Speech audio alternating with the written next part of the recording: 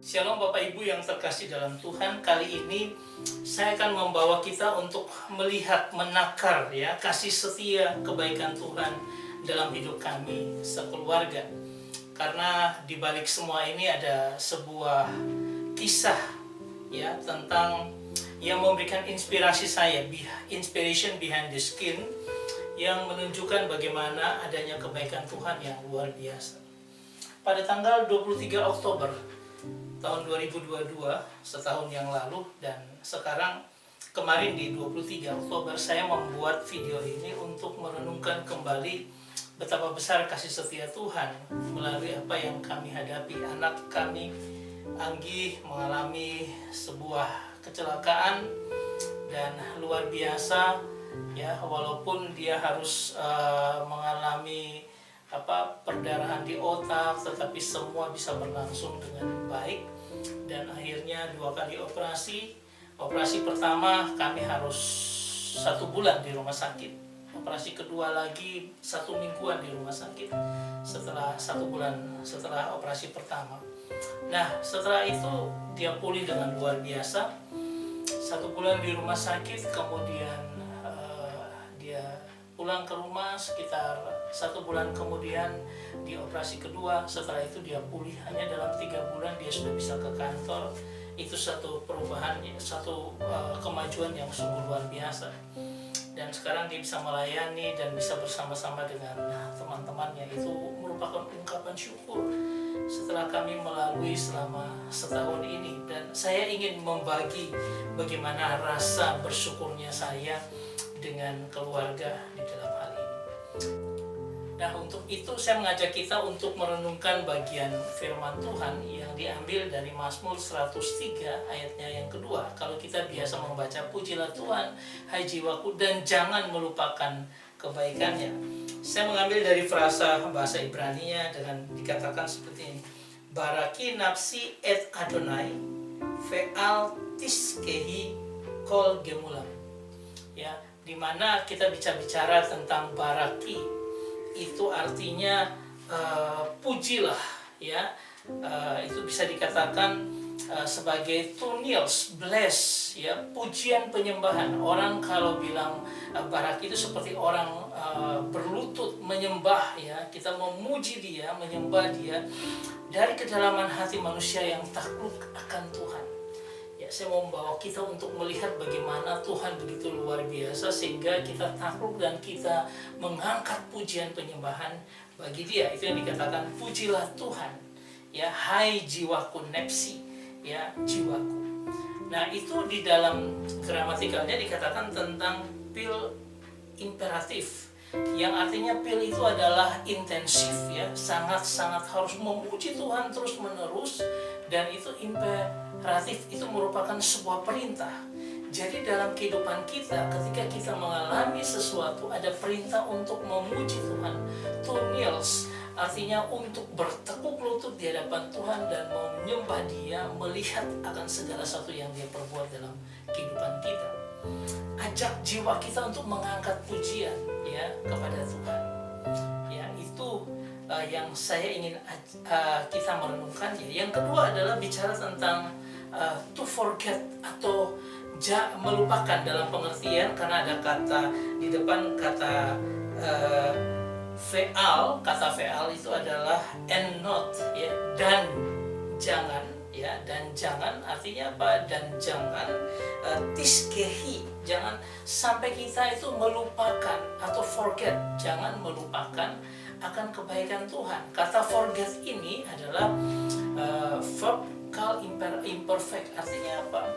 Jangan melupakan ini imperfect, belum selesai, bahwa dalam setiap kehidupan kita akan terus menerus kita harus selalu ingat. Jangan, tidak pernah perfect, karena apa? Kita harus terus mengingat atau jangan melupakan hal itu dalam kehidupan kita.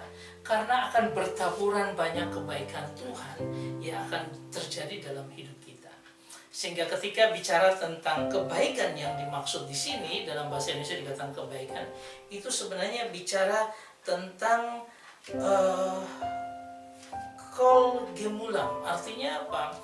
Kol itu artinya seluruh kebaikan Tuhan. Nah, kata gemulam ini artinya his benefits, keuntungan, imbalan, manfaat, ada semua yang Dia berikan dalam kehidupan kita. Artinya Allah karena begitu besar kasih-Nya, Dia memberikan keuntungan-keuntungan, kebaikannya untuk kita rasakan dalam kehidupan kita. Kisah yang kita bisa lihat dalam Perjanjian Baru itu adalah ketika Tuhan menyembuhkan 10 orang kusta. Ke-10 ini disembuhkan Tuhan ya, karena mereka berteriak, Jesus have a mercy on us. Yesus berikanlah belas kasihan. Ada belas kasihan untuk kau, ada kebaikanmu ya untuk kami gitu. Ada benefit yang Tuhan kau berikan, kebaikanmu berikan kepada kami. Dan Tuhan berikan ketika mereka merasa mereka sembuh, mereka bersuka cita. Tetapi hanya satu orang, itu pun orang Samaria, yang mengingat akan kebaikan Tuhan sehingga dia datang dan bersyukur. Nah, kalau itu dikatakan begini, lalu Yesus berkata, bukankah 10 orang tadi semuanya telah menjadi tahir, sembuh? Di manakah yang 9? Artinya Tuhan menagih orang-orang yang sudah mengalami hal-hal yang luar biasa. Di mana pengucapan syukurnya? Di mana syukurnya? Ya. Nah, ini jangan sampai kita menjadi orang yang dikatakan bahwa tiskehi, kita berubah atau kita melupakan sebelumnya, berteriak minta kebaikan, setelah mendapat kebaikan Tuhan lalu kita melupakan. Ya, saya tidak akan mau melupakan kebaikan Tuhan yang sudah Tuhan lakukan selama setahun ini memimpin akan Anggi. Sehingga saya mau menyatakan ini, bahwa jangan pernah kita melupakan akan kebaikan Tuhan. Kita maju lagi ketika kita baca Mazmur pasalnya yang ke-103 tadi, ayatnya yang ke-17 kita lihat lagi, karena di situ dikatakan, tetapi kasih setia Tuhan dari selama-lamanya sampai selama-lamanya atas orang yang takut akan Dia dan keadilannya bagi anak cucu. Ya, apa yang dimaksud dengan hal ini ketika Tuhan berkata kasih setia Tuhan dari selama-lamanya sampai selama-lamanya? Kalau kita bisa melihat ini dalam bahasa Ibrani, dikatakan bahwa Vehesed Adonai Me'olam, ya, Vehesed Adonai Me'olam, artinya apa? Ada 3 kata yang dikatakan Vehesed, kemudian Yud Hava Ve itu kita baca Adonai, kemudian Me'olam, ya. Me'olam itu kekal, everlasting life, ya, dari kekal sampai kekal, dari selama-lamanya sampai selama-lamanya. Tetapi yang kita bisa lihat kata mercy, V'esed, ya. Coba kita lihat sebentar. Kata dari kata dasar, ya, keshet ini artinya adalah kasih setia. Nah, kasih setia itu adalah kasih setia yang dijelaskan dengan kekal, everlasting to everlasting, dari kekal sampai kekal, bahwa ada kasih setia, kasih yang tidak pernah berubah. Itu menunjukkan akan kebaikan hati Tuhan, dan itu juga menunjukkan Allah itu berlimpah dengan kasih setia, melimpah-limpah dengan kasih setia, bahkan rahmatnya besar. Jadi kebaikan Tuhan yang kita rasakan itu sebenarnya kita tidak layak, tetapi Dia memberikan kasih setianya yang besar, yang luar biasa atas kehidupan kita. Dan itu Tuhan nyatakan ketika saya melihat bagaimana Anggi dalam pemulihan dan kesembuhan yang luar biasa. Bahkan setelah itu dia kembali dengan semangat melayani yang sangat-sangat luar biasa untuk melayani, memuliakan Tuhan. Saya membawa kita untuk merenungkan ini dalam perikop yang menulis akan Mazmur ini, yaitu adalah Daud ketika dia berhadapan dengan Goliat. Bayangkan seorang yang kecil melawan seorang raksasa seperti itu. Kalau dilihat tidak mungkin akan menang. Dan itu sudah kelihatan ketika Goliat sangat meremehkan. Tetapi inilah Tuhan menunjukkan kebaikannya bagi orang-orang yang takut akan Dia. Yaitu apa? Walaupun tantangan segitu besarnya, begitu luar biasanya dan menakutkan seperti itu, ingat satu hal, kebaikan Tuhan, kasih setia Tuhan tidak pernah berlalu dari setiap anak-anak Tuhan. Dia mengambil batu-batu licin, masukkan dalam ketapelnya. Ya. Bayangkan kalau dia hanya ketapel seperti biasa begini, ya nggak ada. Tapi bagaimana kebaikan Tuhan itu masuk ketika dia memutar ini dengan kekuatan Tuhan. Dia swing dengan luar biasa, itu kekuatan Tuhan yang ada. Itu kebaikan penyertaan Tuhan. Dan mungkin kecepatannya begitu luar biasa. Sehingga, dan juga Tuhan mengarahkan itu tepat.